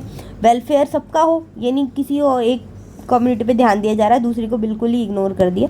सबके लिए वेलफेयर हो, सबके लिए स्कीम्स आए, सबके लिए चीज़ें हो, ठीक है। तो ये सब चीज़ें ध्यान में रखते हुए हमने किस टाइप की गवर्नमेंट चुनी, पार्लियामेंट्री फॉर्म, मतलब पार्लियामेंट होगा जहाँ लॉज बनेंगे उसके अकॉर्डिंग हम फंक्शन करेंगे। एक कंट्री ग्रो करेगी, गवर्न रहेगी उसके अकॉर्डिंग, ठीक है। और क्वाजी फेडरल अरेंजमेंट का मतलब होता है जो पावर्स होती है ना, जैसे लोकसभा, राज्यसभा और लेजिस्लेचर जो लॉ बनाता है और एग्जीक्यूटिव जो अप्लाई करवाता है, इनकी जो पावर है, इन कितनी कितनी किसको देनी है, ये दोनों में डिफरेंस तो है ना, इनके अलग अलग पावर्स डिसाइड की। On one hand between states and central government on the other hand, मतलब एक जगह पे तो हमने इन दोनों की पावर डिफाइन करी कि इसकी पावर में ये फ़र्क है, और दूसरे हाथ पे हमने क्या डिसाइड किया कि जो सेंट्रल गवर्नमेंट है, मेन इंडिया की गवर्नमेंट, होल इंडिया की सेंट्रल गवर्नमेंट है जो, ठीक है, और जो स्टेट्स की गवर्नमेंट है, जैसे कि अगर पीएम है ना जो इंडिया का मोदी, वो पूरी होल इंडिया का पीएम है, पूरी होल इंडिया का। लेकिन जो सीएम है, सपोज करो दिल्ली का केजरीवाल है ना, वो स्टेट का वो हेड है, head of the government, Delhi government का ये है मेन हेड, और ये पूरी इंडिया की जब बात आ जाती है तो मोदी जी है। तो हर किसी की पावर के बीच में डिफरेंस है, हमने इन चीज़ों का भी ध्यान रखा। और ऐसा तो है नहीं, मैंने आपको बताया ना, जो जो पूरे वर्ल्ड में अच्छी अच्छी चीज़ें थी हमने सारी बोरो कर ली और अपने कॉन्स्टिट्यूशन में अपने अकॉर्डिंग चेंज करके उसको अप्लाई कराया। देखो जैसे ब्रिटिश कॉन्स्टिट्यूशन से हमने क्या लिया, first pass the post system, जो ये इलेक्शन होते हैं उसका तरीका है कि कैसे कैसे इलेक्शन होंगे, मेथड कैसे वोटिंग होगी। पार्लियामेंट्री फॉर्म ऑफ गवर्नमेंट भी हमने आइडिया यहीं से लिया, ऐसे पार्लियामेंट वहाँ पे था तो हमने भी आइडिया यहाँ से लिया। रूल ऑफ लॉ, लॉ का ही रूल होगा, लॉ सबसे ज़्यादा लॉ की ही अकॉर्डिंग हम काम करेंगे, लॉ ही सबसे ज़्यादा, ये किसी राजा का रूल नहीं होगा, लॉ का रूल होगा। जैसे कॉन्स्टिट्यूशन भी तो एक लॉ ही है ना, एक डॉक्यूमेंट है जिसमें लॉज है, रूल्स रेगुलेशन है। तो ये भी आइडिया कहाँ से आया हमें, ब्रिटिशर्स से, ठीक है, ब्रिटेन से हमने ये लिया। Institution of the speaker and his role, जो लोकसभा में स्पीकर होता है ना, जो मीटिंग्स होती है, डिबेट्स होती है लॉ बनने की, जो उनका हेड होता है, जो कोऑर्डिनेट करवाता है, तो वो स्पीकर जो होते हैं वो भी हमने कहाँ से आइडिया लिया, ब्रिटिश कॉन्स्टिट्यूशन में, कि हमारी कंट्री में भी ये चीज़ें होनी चाहिए। लॉ मेकिंग प्रोसीजर, मतलब कैसे एक लॉ बनेगा, पहले तो डिस्कशन होएगी, फिर एक हाउस है जो लोकसभा, उससे फिर राज्यसभा में जाएगा, जब दोनों हाउस पास कर लेंगे तो फिर प्रेसिडेंट के पास जाएगा, वो असेंट दे देगा। तो ये जो पूरा प्रोसीजर है ये भी हमने कहाँ से लिया, ब्रिटिश गवर्नमेंट से। और इरिश, आयरलैंड, ठीक है, यहाँ से हमने क्या लिया, directive principle of state policy, बताया ना आपको डीपीएस भी, जिसमें चीज़ें लिखी हुई है, सर्टेन प्रिंसिपल्स है ऐसे जो हमें अचीव करना है, जो हम चाहते हैं, वेलफेयर के बारे में लोगों को लिखा हुआ है कि ये चीज़ें हमें एज ए सोसाइटी करनी है अभी, तो उसके लिए सरकार काम करती रहती है, इसी को ध्यान में रखते हुए तो स्कीम्स बनती है। French constitution, principles of liberty, equality, fraternity, हमने फ्रेंच रिवॉल्यूशन के बारे में पढ़ा है ना, फ्रेंच रिवॉल्यूशन में आज़ादी चाहिए, इक्वालिटी होनी चाहिए, भाईचारा होना चाहिए, ये 3 आइडियाज़ प्रायम्बल में भी मैंने अभी आपको दिखाया ना, ये लिखे हुए हैं। तो ये कहाँ से हमने अडॉप्ट किए, फ्रेंच से, ठीक है। और यूएस से हमने क्या लिया, अमेरिका से, फंडामेंटल राइट्स, जो हमारे पास अधिकार है, freedom of speech, right to equality, right against discrimination, right to religious freedom, जो हम कोई भी चाहें तो कोई भी रिलीजन को प्रैक्टिस कर सकते हैं, किसी भी रिलीजन को फॉलो कर सकते हैं। तो ये सारे राइट्स जो हमें मिले हैं ये कहाँ से मिले, यूएस से। Judicial review and independence of judiciary, अब जुडिशरी है, कोई भी चीज़ गलत होगी तो वो जब जो बोलेगा वो माना जाएगा, जो जुडिशरी कह देगी वही, चाहे लेजिस्लेचर हो, चाहे एग्जीक्यूटिव हो, चाहे प्रधानमंत्री हो, चाहे कोई भी हो, जुडिशरी की बात मानेगा। क्यों मानेगा, क्योंकि वो इंडिपेंडेंट है, सबसे अलग है, उस पर किसी का भी दबाव नहीं है। अगर जो लॉ बनाता है कहे भाई नहीं हम लॉ बनाएंगे, तेरे को भी चेंज कर देंगे, हमारे पास पावर है, तू बोल नहीं सकता, तो वो दबेगा, प्रेशर फील करेगा। लेकिन वो प्रेशर ना फील करे, इसलिए इसके अंदर इतनी पावर रखी गई कि ये इंडिपेंडेंट रह के चीज़ें करे, तभी तो जस्टिस प्रॉपर आ पाएगा ना। अगर किसी का प्रेशर आएगा तो क्या वो जस्टिस कर पाएगा, नहीं कर पाएगा। इसलिए तो ये जुडिशियल रिव्यू की जो पावर थी वो भी हमने कहाँ से मिली, यूएस कॉन्स्टिट्यूशन से। और कनाडा से क्या लिया भाई, federal system with a strong central government. जैसे कि डिफरेंट स्टेट्स है भाई, स्टेट्स तो बहुत सारी है, लेकिन इनके लिए जो होल्ड इन सबको करके रखता है वो तो सेंट्रल गवर्नमेंट है, मेन मोदी जी है ना। पूरी इंडिया तो एक मेन बात जब इंडिया की आती है, स्टेट्स थोड़ी ना, स्टेट्स उसके आगे छोटी पड़ जाती है। जब कोई भी क्लैशेस होंगे स्टेट्स में तो सेंटर की चलेगी, स्टेट और सेंटर में जब भी क्लैश होंगे ना कि नहीं ये चीज़ सही है ये चीज़ गलत है, तो सेंटर जो कह देगा वही माना जाएगा। तो सुप्रीम कौन है, सेंटर। और फेडरल सिस्टम है, मतलब स्टेट्स भी हैं लेकिन सेंट्रल गवर्नमेंट के पास ज़्यादा पावर है। आइडिया ऑफ रेजिडुअल पावर्स, जब दो चीज़ें, दो लोग हैं, जैसे कि सेंट्रल गवर्नमेंट की भी कुछ पावर है भाई, स्टेट की भी कुछ पावर है, और कुछ ऐसी चीज़ें होती है जिन पे दोनों लॉ बना सकते हैं, कुछ तो ऐसी डिफाइंड है कि कोई सेंटर ही बनाएगा बेसिस पे लॉ, कुछ स्टेट ही बना सकती है, इंटरफेयर नहीं करेंगे। लेकिन कुछ ऐसे कॉमन सब्जेक्ट्स है जैसे कि एजुकेशन, उस पर स्टेट भी लॉ बना सकती है, सेंटर भी लॉ बना सकता है। लेकिन कई बार ऐसा होता है दोनों में कन्फ्लिक्ट हो जाता है, वो कुछ और कह रहा होता है, वो कुछ और कह रहा होता है। अब लोग किसकी बात माने भाई?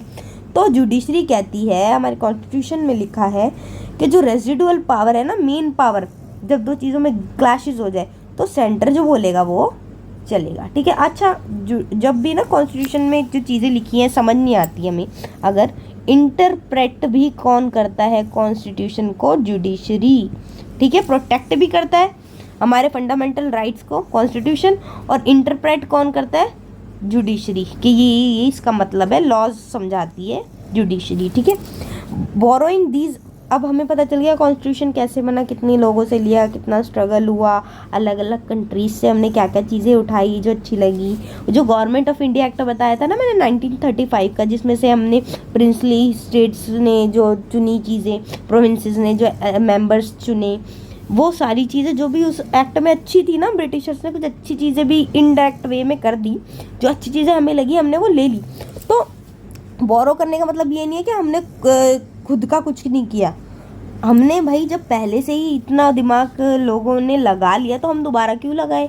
और हमने ऐसा तो नहीं किया ना जैसे लिया एज इट इज़ टेप दिया, हमने मॉडिफाई की चीज़ें अपने अकॉर्डिंग, जो अच्छी चीज़ें थी वो हमने अपने कॉन्स्टिट्यूशन में इन्वॉल्व कर ली।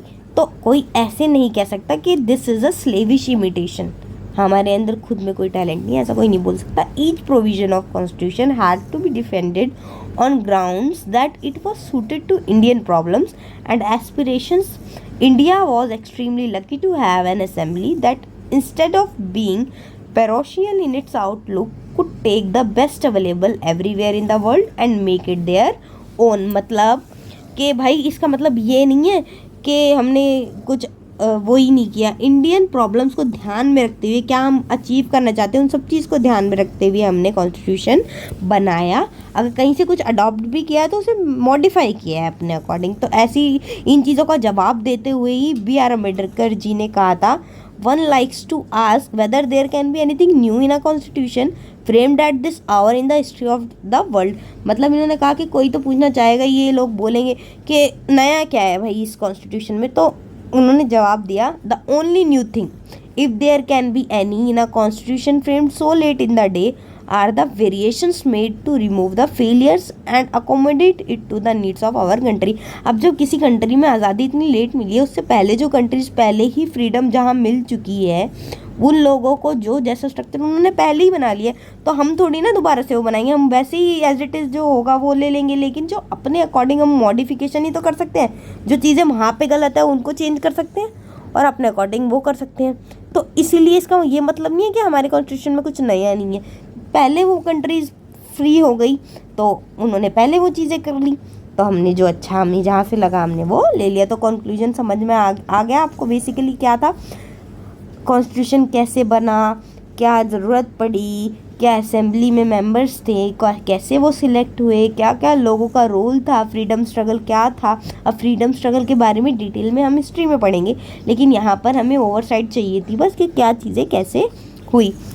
आगे फर्दर वीडियोस में चैप्टर जब हम करेंगे तो फ्रीडम स्ट्रगल के बारे में, फंडामेंटल राइट्स के बारे में पढ़ेंगे। अभी ये आपको समझना था कि कॉन्स्टिट्यूशन की क्या ज़रूरत थी, कैसे बना, और why it is so important.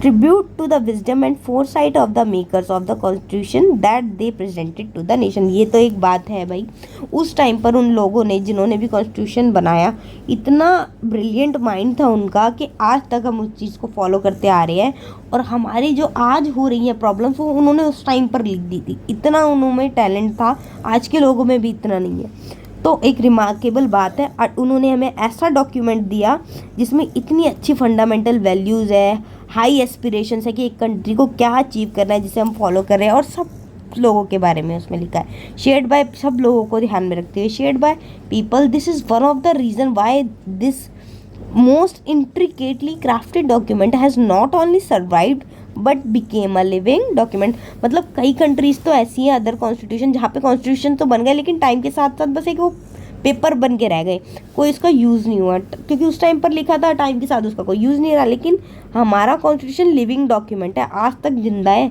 उस टाइम पर जो बना था आज तक वो रेलेवेंट है। बस हमारे पास प्रोविजंस है ना जो चेंजेस लाने के, वो भी कॉन्स्टिट्यूशन में लिखा है कि भाई टाइम के साथ कुछ चीज़ें गलत लगेंगी तो उसको आप चेंज कर सकते हो। सर्टेन बेसिक स्ट्रक्चर है जो नहीं छेड़ा जा सकता, लेकिन बाकी चीज़ों में चेंज किया जा सकता है। ये सब चीज़ें भी कॉन्स्टिट्यूशन में लिखी हुई थी। जुडिशरी भी बनी हुई है भाई चीज़ों को प्रोटेक्ट करने के लिए। उस टाइम पर उन फ्रीडम फाइटर्स का ये दिमाग था। तो thank you for watching this video, like share and subscribe. Vinayaka by Mansi.